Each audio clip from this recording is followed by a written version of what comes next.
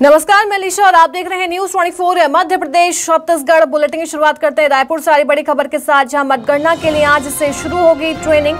निर्वाचन अधिकारी समेत अन्य कर्मियों को ट्रेनिंग दी जाएगी। आज बस्तर में मतगणना की ट्रेनिंग दी जा रही है।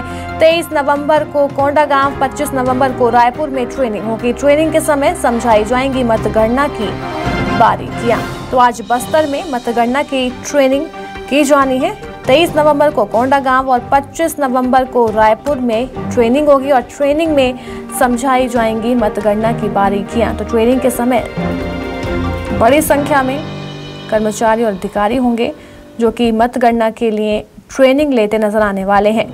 25 नवंबर को रायपुर में इस ट्रेनिंग का आयोजन किया गया। रायपुर से मेरी सहयोगी नेहा हमारे साथ जुड़ गई। नेहा, मतगणना के लिए आज से ट्रेनिंग शुरू हो रही है। कहाँ आज ट्रेनिंग हो रही है, कितनी बड़ी संख्या में उसमें कर्मचारी अधिकारी नजर आएंगे?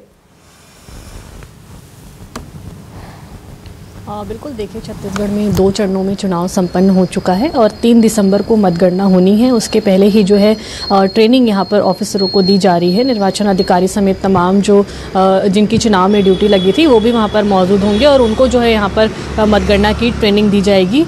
पूरे फेयर तरीके से मतगणना हो, किसी तरीके की कोई परेशानी मतगणना के समय ना हो और कोई भी ईवीएम मशीनों को लेकर के छेड़छाड़ ना हो या फिर कोई भी आरोप ना लगा सके, इस बात का ध्यान रखते हुए निर्वाचन अधिकारी भी वहां पर मौजूद होंगे और मतगणना की जो ट्रेनिंग है वो तमाम चुनाव ड्यूटी करने वालों को यहाँ पर जो है वो दी जाएगी। पहले चरण की जो ट्रेनिंग है वो बस्तर संभाग में हो रही है 23 नवंबर को, और जो दूसरे चरण की ट्रेनिंग होगी वो रायपुर में होगी। अभी फिलहाल जितने सभी छत्तीसगढ़ के ईवीएम मशीनों को स्ट्रांग रूम यहाँ पर रायपुर में सेजबहार में बनाया गया है, वहीं जो है ये रखा गया है और वहीं पर जो है सुरक्षा के भी पुख्ता इंतजाम किए गए हैं और मतगणना भी उसी स्थान पर होगी, सेजबहार के स्ट्रांग रूम के बाहर।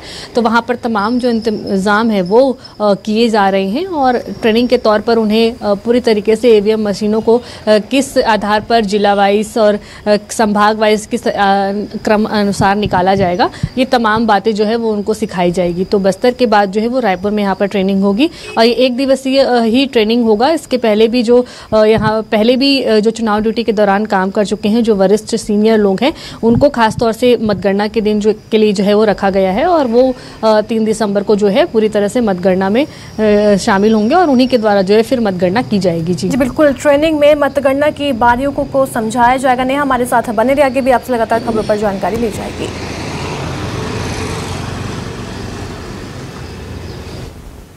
मतदान संपन्न होने के बाद अब वोटों की गिनती की तैयारी हो रही है। बस्तर की 3 सीटों पर वोटों की गिनती के लिए प्रशासनिक स्तर पर तैयारियां शुरू हो चुकी हैं।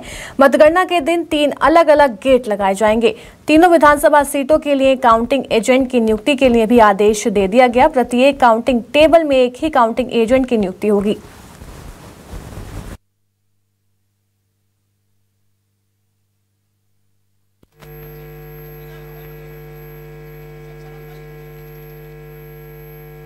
हमारे ज़िले के अंतर्गत 7 नवंबर 2023 में जो हम चुनाव संपादन कराए हैं, अभी 3 दिसंबर को पूरे राज्य में एक साथ काउंटिंग की प्रक्रिया होगी। इसके तहत हमारे ज़िले के तीनों विधानसभा क्षेत्रों का काउंटिंग भी 3 दिसंबर को होने वाला है। इस हेतु हमारे जो स्ट्रॉन्ग रूम्स है उसका हम लोगों ने व्यवस्था देखना शुरू कर दिया है। जैसे कि आपको दिख रही है कि हम लोग 3rd कॉर्डन में खड़े हुए हैं। यहाँ पे जो त्रिकोणीय जो कॉर्डन की व्यवस्था किया गया है, वहीं पे उस तरीके से लोगों को रोक के और व्यवस्था को मजबूत किया गया है और प्रत्येक टेबल में प्रत्येक कैंडिडेट का एक काउंटिंग एजेंट नियुक्ति हो सकता है। बढ़ते आगे, जहां पूर्व मुख्यमंत्री रमन सिंह ने बड़ा बयान देते हुए कहा कि प्रदेश में स्पष्ट बहुमत से बीजेपी की सरकार बनने जा रही है। उन्होंने सीएम पद को लेकर कहा कि विधायक दल की बैठक में इसका फैसला होगा। कांग्रेस में सीएम को लेकर टीएस सिंहदेव की दावेदारी पर उन्होंने तंज कसते हुए कहा कि ये उनके मन की पीड़ा है। 5 साल से इंतजार कर रहे हैं, लेकिन अब गलत समय पर उनकी ये इच्छा जागी है क्योंकि प्रदेश में बीजेपी की सरकार बनने वाली है।